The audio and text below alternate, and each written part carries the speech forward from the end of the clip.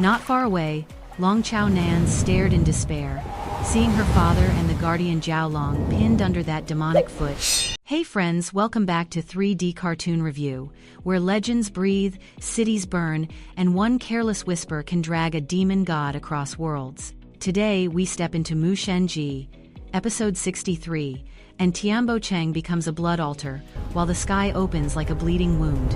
Stay close, because Qin Mu survives Tianmo claws and the Dutian Mo Wang's shadow, then nearly falls to a colder weapon Yankang court judgment. At the end of last time, tens of thousands of Tianmo poured from the death vortex, falling like clawed rain and shrieking as they struck rooftops. They were so frenzied they tore each other apart mid-air, and their broken bodies piled higher, feeding the altar like meat tossed into a furnace. Around the altar, high-ranking Tianmo landed with authority staffs, chanting harsh syllables as talismans lit up in tight, merciless circles. Every flash etched blood-red patterns into stone, and the city's fear rose with each heartbeat, because rituals never drink lightly. Below the altar, civilians fled through smoke-filled alleys, clutching children and prayer beads, while Tianmo laughter chased them like wolves through collapsing doors. Qin Mu's eyelid twitched, and he muttered inside, "This is terrifying. It feels worse than the time I got the Tai Sui Yuan drunk." Above Tianbo Cheng, the sky had turned into a straight tunnel, a passage of space connecting directly to the broken Dutian world beyond. On the altar stood the Dutian Mo Wang, 8 arms spread wide, welcoming his demonic crowd like a monarch receiving an army. Not far away, Long Chao Nan stared in despair, seeing her father and the guardian Jiaolong pinned under that demonic foot, crushed as offerings. Another sect master's head had already been torn off, and the demon king lifted it high, using it as a banner of domination. The altar's chanting climbed in volume, and everyone understood the same truth. Hesitate once, and the door to Dutian would never close again.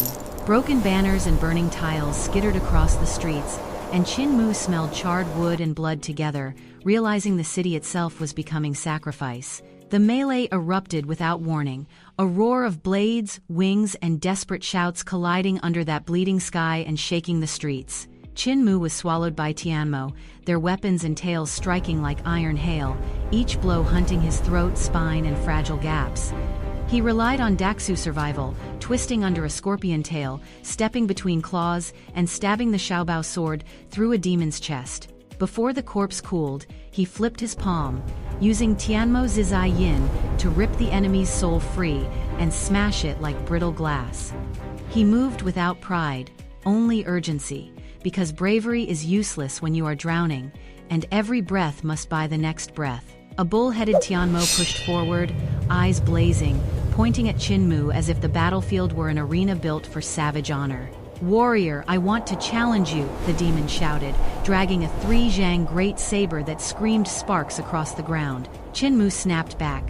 "Come then, who's afraid of who?" even as his ribs ached and his grip stayed stubbornly firm. The bull-headed Tianmo charged like a runaway execution cart, blades sweeping down with murderous weight, meant to split Qin Mu in half.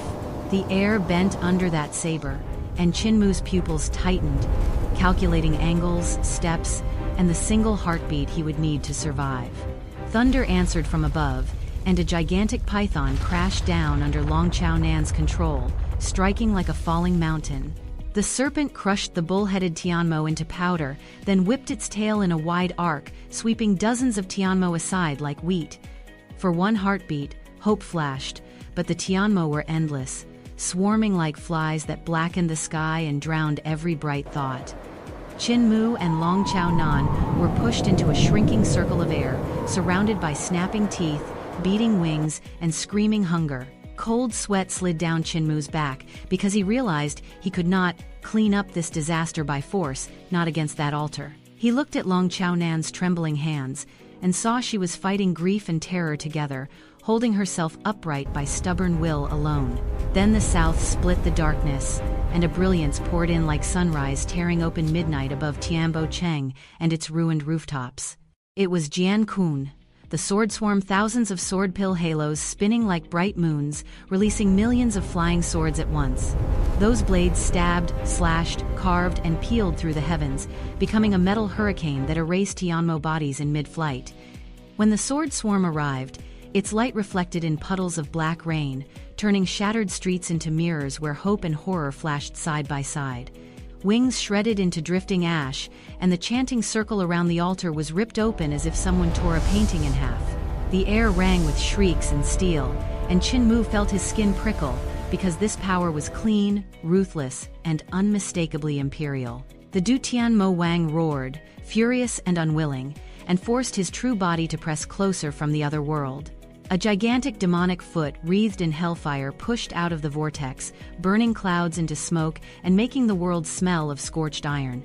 To defend himself, the Demon King raised a pitch-black screen, spreading it over Tiambo Chang like a lid meant to smother the sword swarm. Millions of flying swords slammed into that black barrier at once, and the collision sounded like mountains grinding together for a long, brutal moment. Sparks and black mist exploded outward, and Qin Mu's ears rang so hard he feared they would burst inside his skull. Across the river, Yankang Guoshi stood with Wei Guogong, both calm enough to look detached from the city's screaming panic. The Guoshi spoke evenly. His strength is not far from mine, and that casual sentence steadied the air like a hand on a racing pulse. Then he added, with me here, Dutian Mo Wang cannot descend into this world.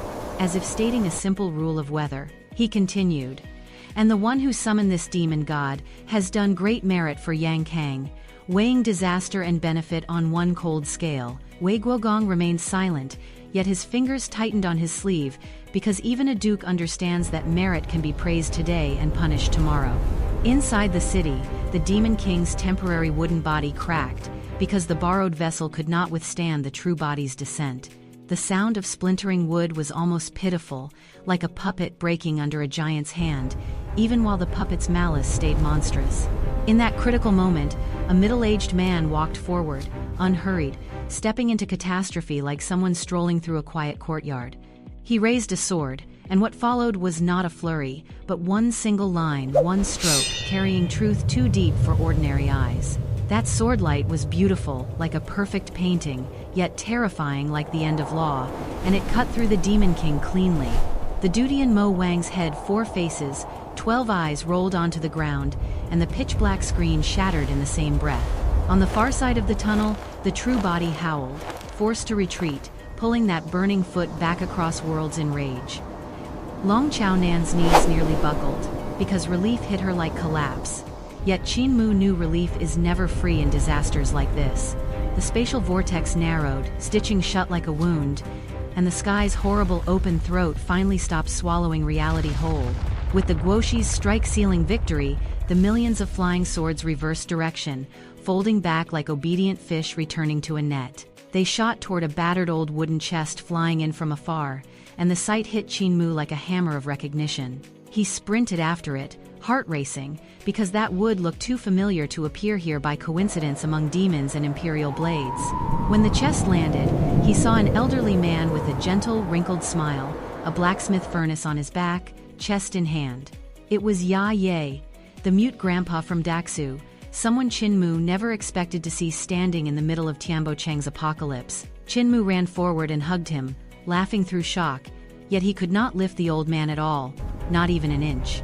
Even the wooden chest felt heavy as Mount Tai, and Qin Mu's arms shook as if he were holding a world of metal and secrets. Ye waved his hands wildly, explaining with gestures that he slipped out of the village just to go play for a while. Qin Mu's joy tangled with disbelief, because this battlefield was not a playground, and Ye's timing felt like fate's cruel punchline. He wanted to scold, but the words died, because seeing family alive in hell is a warmth that melts even the sharpest anger. Before Qin Mu could ask more, Yankang Guoshi approached slowly, eyes respectful yet sharp with a scholar's hunger for understanding. The Guoshi said, "Dao brother's skill is extraordinary, yet what you cultivate isn't swordsmanship. Could you let me comprehend your divine art briefly?" Ye smiled, not arrogant, not fearful, and simply opened the chest as if revealing a craftsman's lunchbox to a curious friend. Inside, sword pills melted into flowing silver radiance, becoming liquid light that climbed onto Ye's body and formed formation armor. The silver light poured off again, turning into a huge bell engraved with star patterns, then into a silver dragon coiling through air. It became a long sword, then a shield, then an umbrella, changing shape with a thought, as if metal had forgotten solidity. This was not sword technique at all, but forging and refining pushed into a divine realm where matter obeyed intention like a trained beast. Qin Mu stared, throat dry, because he realized Ye had been silent, not from weakness, but from a craft too deep for words. The Guoshi's eyes shone with rare admiration, because even his vast knowledge found new territory here, and that discovery tasted intoxicating. After the display, Ye shaped the radiance into a sleek silver boat, stepped aboard, and waved at Qin Mu with grandfatherly mischief. Then the boat tore through wind and vanished, leaving behind stunned silence and rippling air that felt like a dream refusing explanation. Yankang Guoshi watched the disappearing boat and murmured, good skill, good skill. There are still skills in this world I have not learned." He turned back to Qin Mu, gaze settling like a measuring weight, and asked, "Taishu scholar, did you recognize him, or not?" Qin Mu wanted to follow Ye's boat, but the air felt heavy with eyes, and he sensed Yankang's attention settling on him like invisible chains. When the Guoshi learned Ye was Qin Mu's family from Daxu, curiosity shifted into investigation with frightening speed and sharpness. His voice cooled, and he began questioning who summoned the demon god, because merit and crime can wear the same bright clothing. Qin Mu instantly acted dazed and innocent, blaming chaos and circumstance, trying to slide between the cracks of Imperial judgment.